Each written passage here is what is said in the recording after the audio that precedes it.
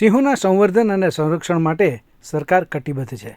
One અને પર્યાવરણ વિભાગ ખૂબ જ સતર્કતાથી કામ કરી રહ્યું છે। ત્યારે 16મી સિંહ વસ્તી અંદાજ 2025 શરૂ થઈ ગયો છે અને તારીખ 10મી મેથી 13 મે સુધી આમની વસ્તી અંદાજ કરવામાં આવશે અને એમની અંદર પણ ખૂબ જ બારીકીથી કામ લેવાની વાત છે। ત્યારે લગભગ 3500 જેટલા વ્યક્તિઓ આ કામની અંદર લાગ્યા છે।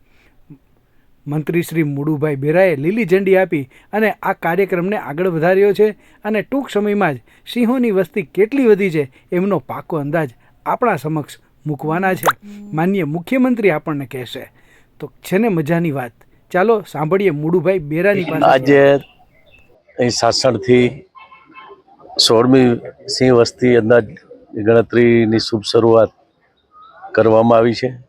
આજે બપોરના 2 વાગ્યાથી આવતીકાલના બપોરના 2 વાગ્યા સુધી પ્રાથમિક જે ગણતરી છે એ થવાની છે। એના પછી 12 તારીખે બપોરના 2 થી 13 તારીખે બપોરના 2 વાગ્યા સુધી આખરી વસ્તી સિંહની વસ્તીનો અંદાજની ગણતરી થવાની છે। આ 16મી સિંહ વસ્તી અંદાજ છે।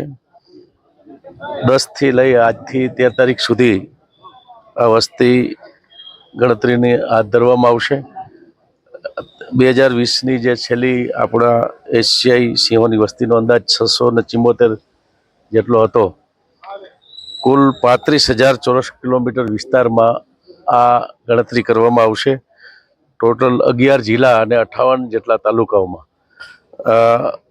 વિસ્તારને આવરી લેવામાં આવ્યો છે। ડાયરેક્ટ બીટ વેરિફિકેશન પદ્ધતિ બ્લોક કાઉન્ટ દ્વારા કરવામાં આવશે અને 735 ગણતરી યુનિટ 112 સબ ઝોન નક્કી કરવામાં આવ્યા છે। 32 જેટલા ઝોન નક્કી કર્યા છે અને 8 રિજિયનનો સમાવેશ એમાં કરવામાં આવ્યો છે। કુલ વન વિભાગના જે અધિકારી કર્મચારી સહિત સ્વયંસેવકો અને NGO અને આ વખતે પહેલીવાર જે સ્થાનિક આપણા સરપંચશ્રીઓ છે એ 600 જેટલા સરપંચો પણ આમાં જોડાણા છે। એટલે 3254 જેટલા સ્વયંસેવકો અને અધિકારી કર્મચારીઓ આ ગણતરી છે એ 10 થી 13 સુધીમાં કરવાના છે।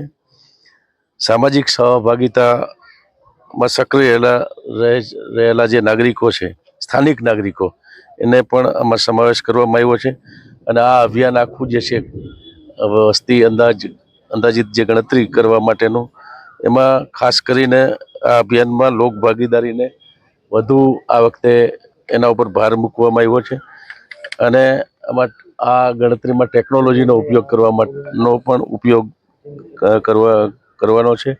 ડિજિટલ કેમેરા હોય કે camera trap, GPS app, radio collaring અને AI આધારિત સીમા સોફ્ટવેર, GIS નકશા, સ્ટેટિસ્ટિકલ સોફ્ટવેરનો પણ ઉપયોગ કરવામાં આવ્યો છે। પારદર્શિકતા માટે વિવિધ ક્ષેત્રના જે નિષ્ણાંતો છે એ અને સિંહ વ્યવસ્થાપન તેના અને જેના અનુભવી વ્યક્તિઓ છે એને નિરીક્ષક તરીકે પણ જોડવામાં આવ્યા છે। 600થી વધુ સ્થાનિક ગામના, મેં પહેલાં હમણાં કીધું એ પ્રમાણે જે આખા વિસ્તારમાં સરપંચશ્રીઓ અને જે આગેવાનો છે એને તાલીમ આપીને આ વસ્તીના અંદાજમાં ગણતરીમાં અને સહકાર લીધો છે, સહભાગીદારી કરાવવામાં આવી છે। NGO જેને રુચિ ધરાવતા નાગરિકોને પણ નિરીક્ષક તરીકે આમંત્રિત કરવામાં આવ્યા છે।